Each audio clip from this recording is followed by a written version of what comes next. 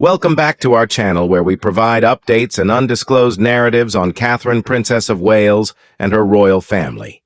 We provide you with the exciting news Princess Catherine's shocked move led to Camilla's banishment, and a royal reckoning revealed. There is a serious problem going on within Buckingham Palace right now, and it's generating headlines all around the globe. Sources close to the royal household have revealed that King Charles III has signed formal paperwork that take away Queen Consort Camilla's senior royal title and privileges, essentially placing her in internal exile. Catherine, the Princess of Wales, initiated a dramatic and unexpected fight that resulted to the decision which one senior advisor termed the most agonizing of the king's life. What began as subtle murmurs in the glittering corridors of power escalated into a constitutional firestorm when the Princess of Wales, after years of preserving a dignified public silence, presented the king what has been dubbed a meticulously compiled dossier of evidence. This set of documents, transcripts, and internal emails is said to show that the Queen Consort ran a campaign of false information to hurt the Princess of Wales, change the legacy of the late Diana, Princess of Wales, and strengthen her own power at the cost of the monarchy's future. The dispute, which took place behind closed doors at Buckingham Palace, forced King Charles to choose between his wife and the long-term security of the crown he pledged to protect. His last decision to punish the Queen Consort has a huge effect on the royal family. It places the Prince and Princess of Wales at the center of the institution's moral and operational life, while the woman he once fought to be his queen is thrown to the rear.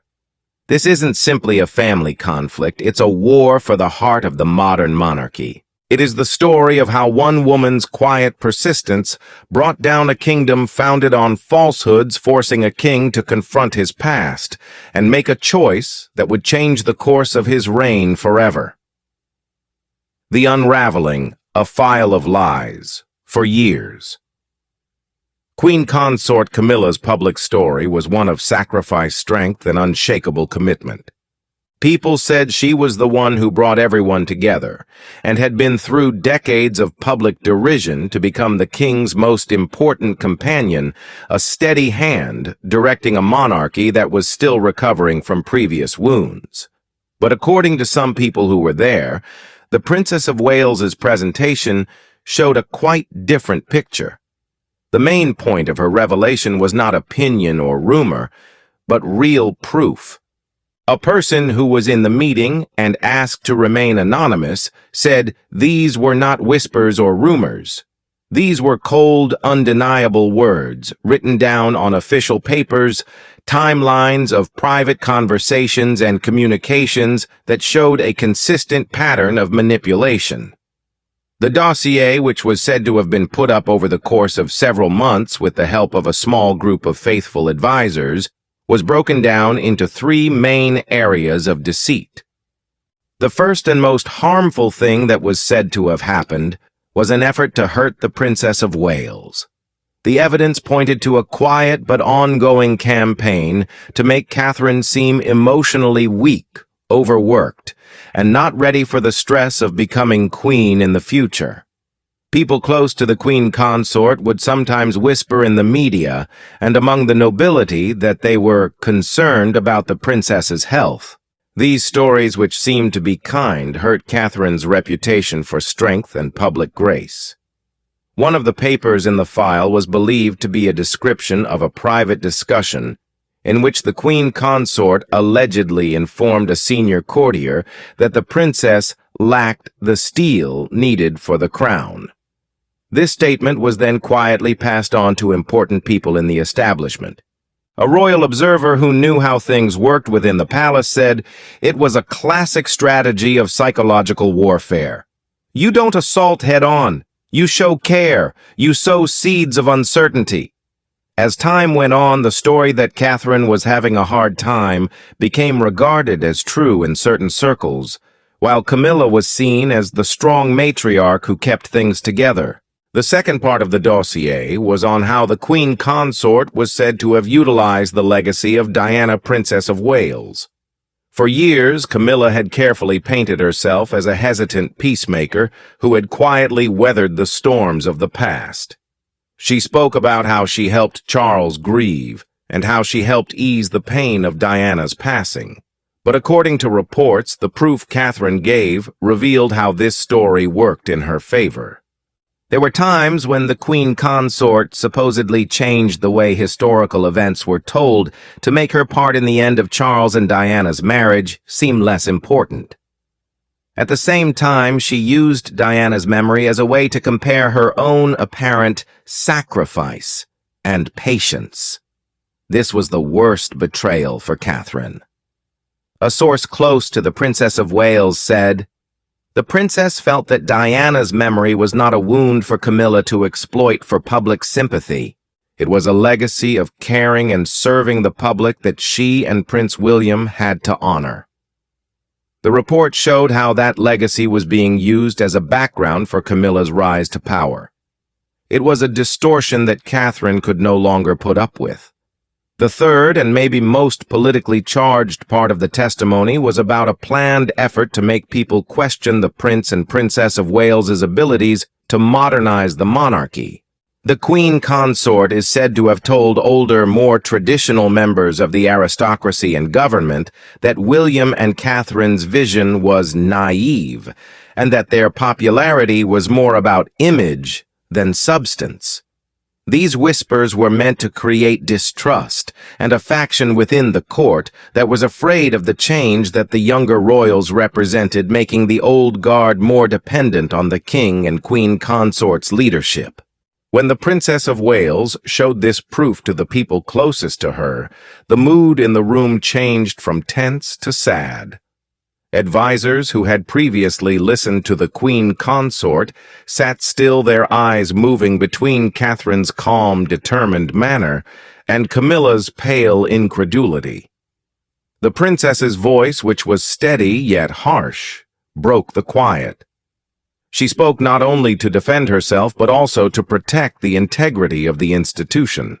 Catherine drew on the memories of the late Queen Elizabeth II, who ruled for 70 years with a strong sense of responsibility and truth. She did this to connect herself to that strong heritage. She told everyone that falsehoods, if not dealt with, may turn into a rot that can kill the crown from the inside. She did a great job of establishing herself not as an angry daughter-in-law, but as the protector of the late Queen's holy beliefs. Prince William, who was standing next to her, was a quiet source of support. His silence was not a sign of weakness. It was a strong, planned message. His constant presence made it clear to the king and everyone else in the court that he was completely loyal not to the power structures that had allowed the lie to happen, but to his wife and the truth she stood for. This was not only Catherine's position, it was the position of the future of the monarchy as a whole. Queen Consort Camilla was trapped for the first time in her life, not by public opinion or tabloid controversy, but by facts that couldn't be argued with. Her customary weapons of keen wit and seductive charm didn't work against the cold, hard facts. She tried to interrupt and say that the allegations were misunderstandings, but the evidence was too strong for her to do so. Not in a blaze of public anger, but in the eerie quiet of a chamber where truth had finally been given a voice. The authority she had worked so hard to build over decades started to slip away. The king's reckoning, a decision between duty and love. The news was more than just a political dilemma for King Charles III. It was a personal disaster. The king did not interrupt Catherine as she carefully made her case. He didn't stand up for his wife. He kept looking at the papers in front of him, feeling the weight of each lie written down. Every sentence showed a betrayal that called into question not just his wife's, but also his own judgment. The king was faced with the ghosts of his whole existence in that oppressive silence. The memory of his late mother, Queen Elizabeth II, hung over him. He had seen her go through a lot of storms, from personal problems to political upheavals, with a will of iron wrapped in velvet. Above everything else, her main goal was to protect the crown. He felt the sharp pain of failure as he listened to Catherine's calm voice tear apart the web of falsehoods that had been constructed in his own home.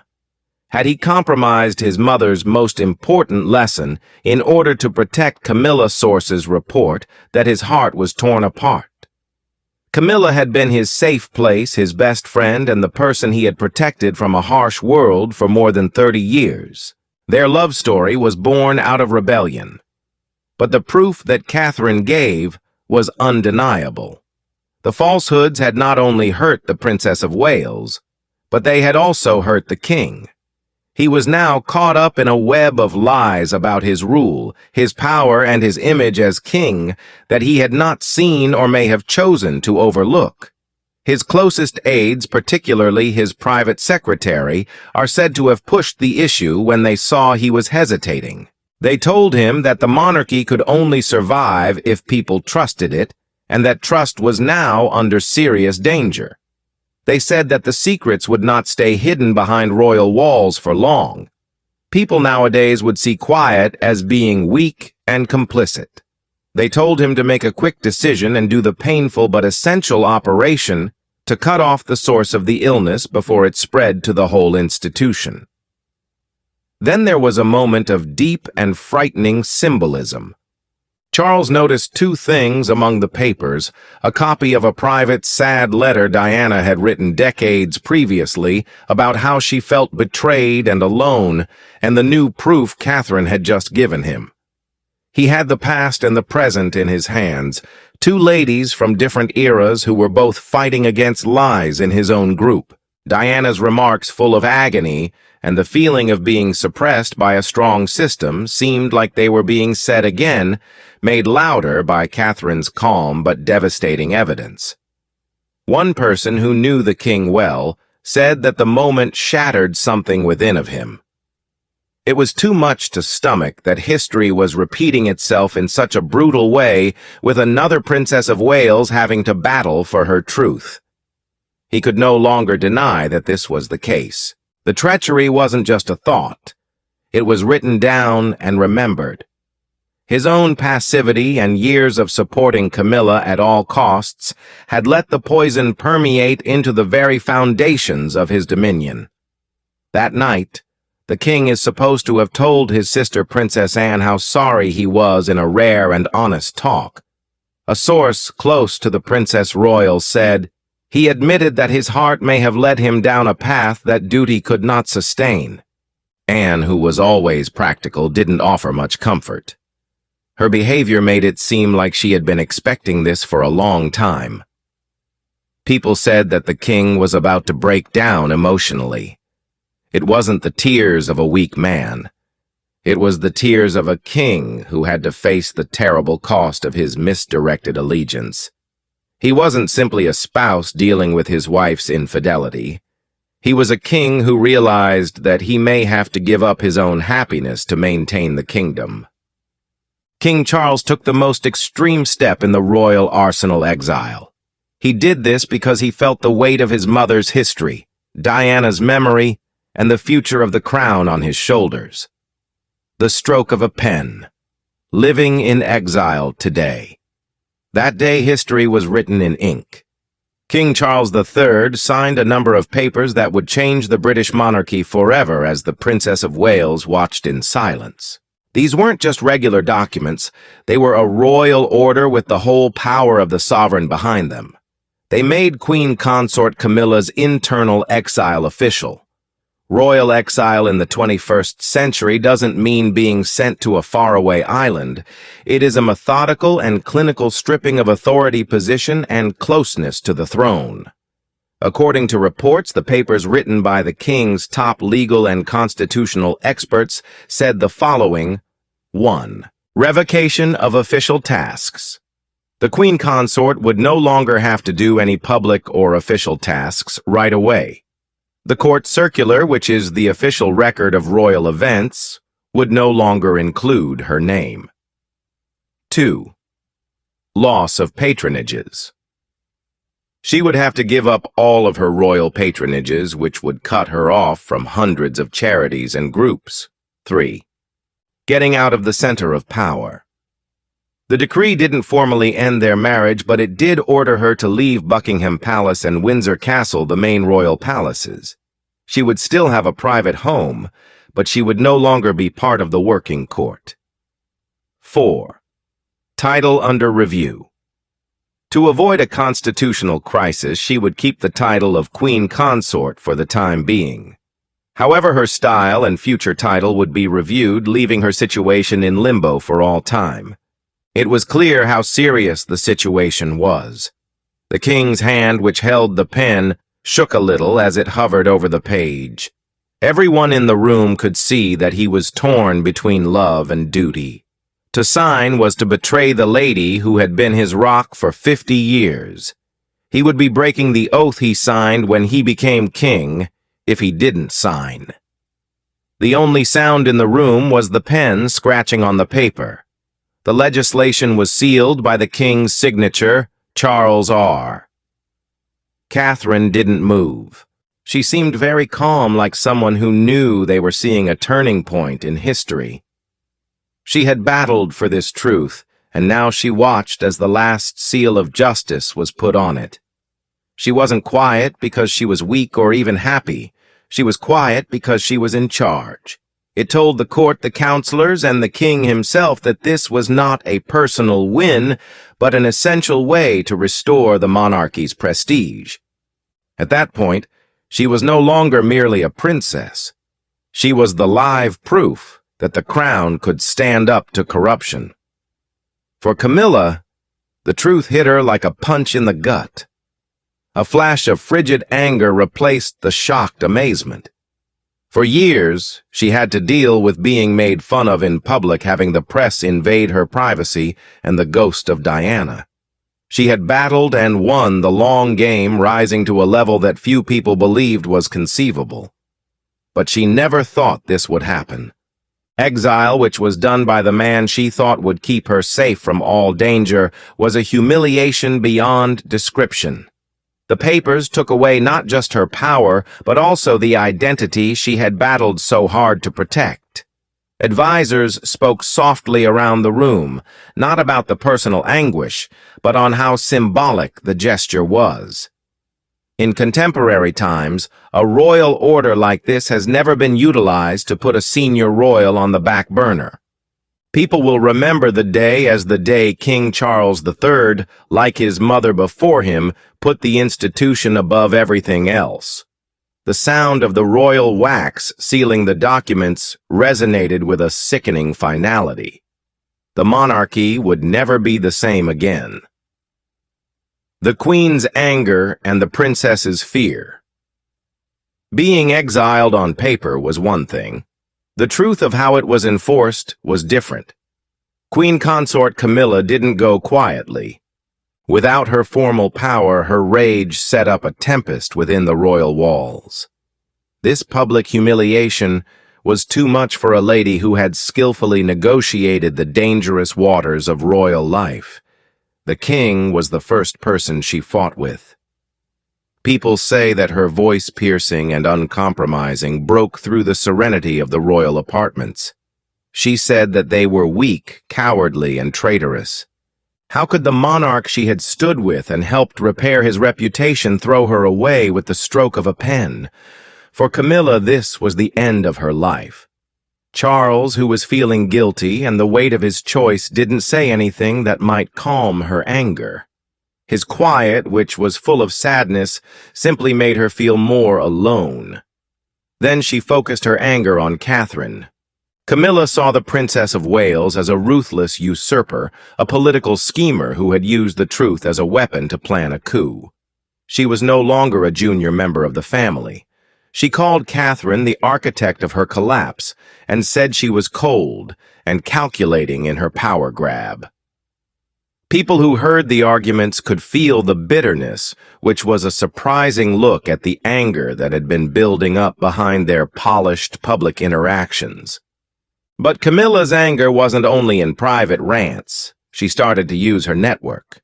People in the drawing halls of the nobility began to talk of insurrection.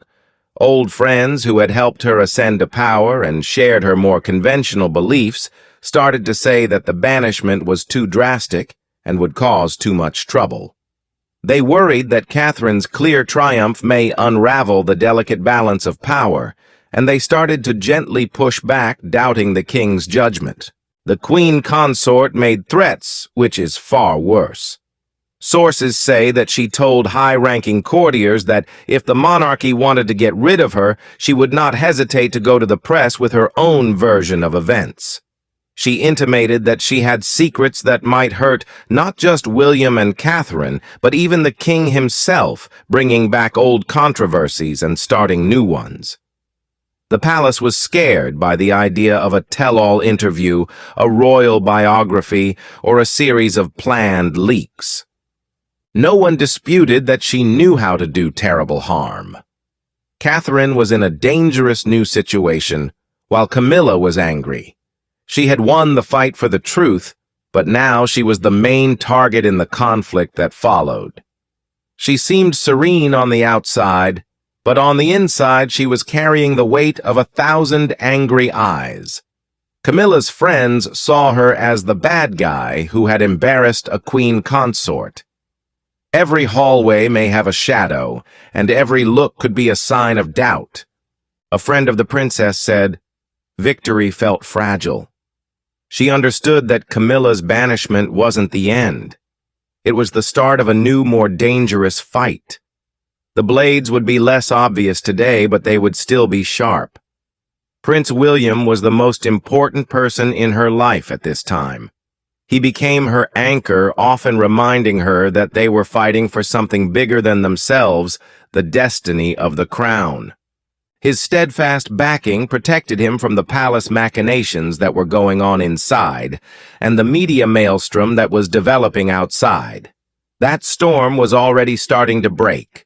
The press went crazy when they heard about the strange things that had never happened before.